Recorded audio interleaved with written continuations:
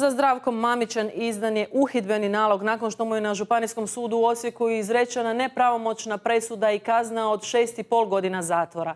Proglašen je krivim za izvlačenje 116 milijuna kuna iz Dinama te nanošenje štete od 12 milijuna i 200 tisuća kuna državnom proračunu.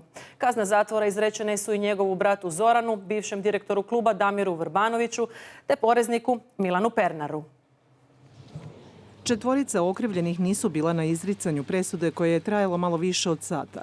Zdravko Mamić proglašen je krivim prema objema točkama optužnice. Sva četvorica proglašena su krivima za USKOK-ove optužbe o izvlačenju novca iz nogometnog kluba i osuđeni na zatvorske kazne. I to prvo optuženog Milana Pernara u trajanju 4 godine i 2 mjeseca, drugo optuženog Zdravka Mamića u trajanju 6 godina i 6 mjeseci, treće optuženog Zorana Mamića u trajanju 4 godine i 11 mjeseci, dok drugo optuženog Damira Vrbanovića za kazneno djelo iz točke 3 temeljem članka 246 stav 2 KZ/11 osuđuje na kaznu zatvora u trajanju od 3 godine. Zbog zatvorske kazne dulje od 5 godina Zdravko Mamiću određen je istražni zatvor do izricanja pravomoćne presude.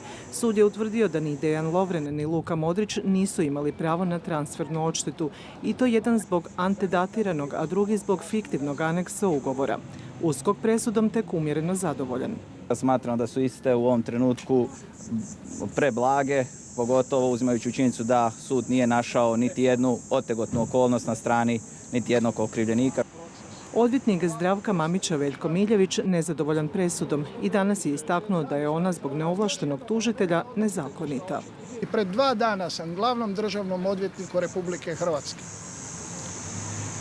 rekao da ću to prešutiti ako presuda bude zakonita i pravedna. Sada će cijela Hrvatska čuti na različite zakonom dozvoljene načine o tome tko zastupa optužnice USKOK-a pred sudom. Gospodin Miljević takve primjedbe stavlja u čitavom nizu predmeta i koliko mi je poznato niti jednom do sada nije po tom pitanju uspio. Komentirali su i odlazak Zdravka Mamića u BiH. Nego predosjećao šta će se to danas ovdje desiti. Onda on danas nije tu. Može se protumačiti isključivo to da nije imao hrabrosti se suočiti sa odlukom suda. Postane li presuda pravomoćna, nezakonito stečen novac, a riječ je o višemilijunskim iznosima kao i dugačak popis nekretnina, morat će predati državi. U Osijeku je Igor Rotim. Igore, osim zatvora Zdravku Mamiću, čuli smo, prijeti i oduzimanje imovine. O čemu je točno riječ? Što je u stvari rečeno u obrazloženju presude? Tako je, odluka o oduzimanju imovine ugrađena je u presudu izrečenu danas u podne na Osječkom županijskom sudu.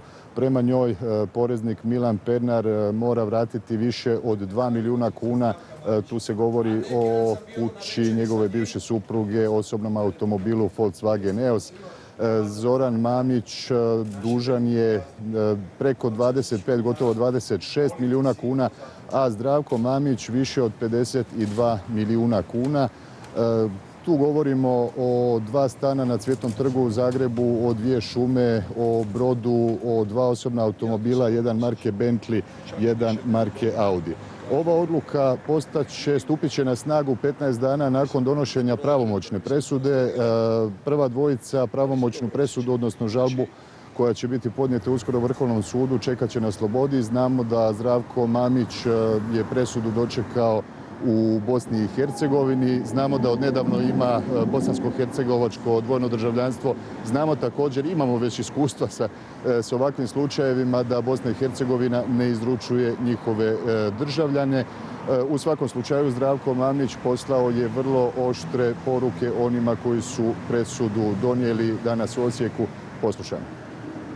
Moj odgovor će biti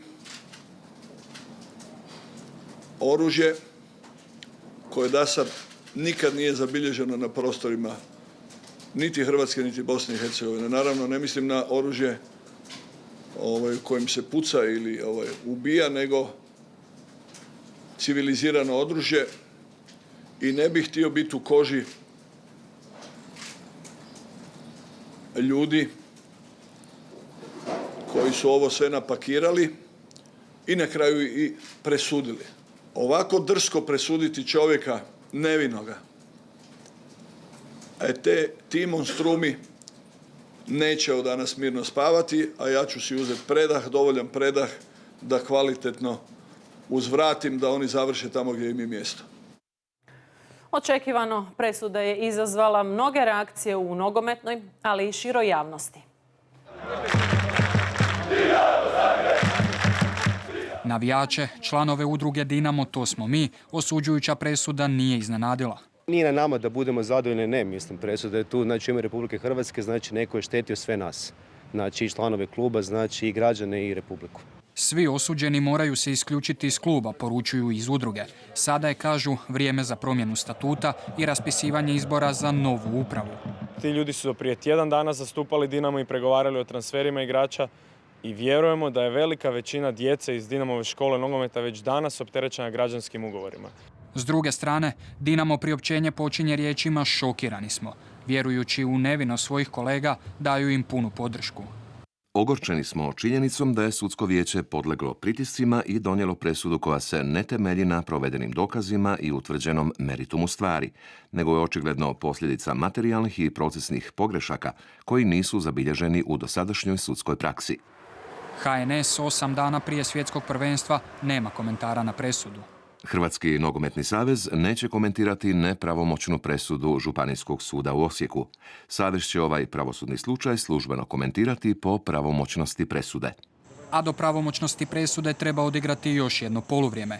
O sudbini Zdravka Mamića moglo bi odlučiti sudstvo Bosne i Hercegovine ako Mamić ondje ostane do pravomoćne presude. Ako on bude presuđen na 10 godina zatvora, Hrvatska dostavlja svoju presudu Bosni i Hercegovini i Bosna i Hercegovina može izvršiti tu presudu. Bosansko-hercegovački sud do sada je u pravilu potvrđivao takve presude bez preinaka.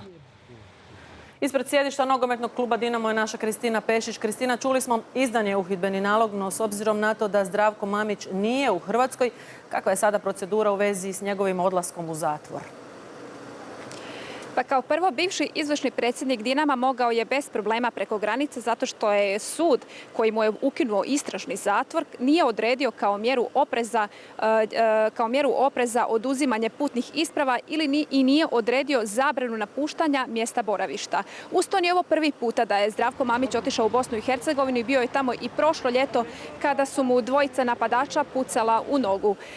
Sad ovaj odlazak u ovome trenutku nije nikoga u suštini iznenadio, pogotovo ako znamo da se nije toga prvi sjetio. Prisjetimo se i slučajeva Miroslava Kutle, Ognjena Šimića ili Branimira Glavaša, no sve su to slučajevi od prije 2014. godine, jer od 2014. zapravo kada je stupio na snagu ugovor o izručenju između Hrvatske i Bosne i Hercegovine, određeno je da dvostruko državljanstvo ne može biti prepreka za izručenje počinitelja najtežih kaznenih dijela. Riječ je prije svega o organiziranom kriminalu, pranju novca i korupciji.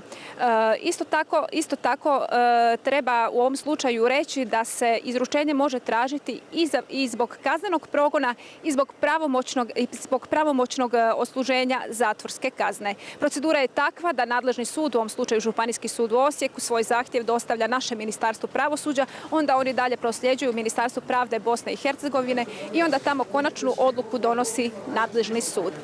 Kako neslužbeno doznajemo, u posljednje 4 godine od kako je ovaj ugovor stupio na snagu, zabilježen je jedan slučaj izručenja i to iz Hrvatske u Bosnu i Hercegovinu. Tako da će ovaj slučaj Mamić biti prvi, možemo reći, pravi test funkcioniranja ili nefunkcioniranja ovog ugovora.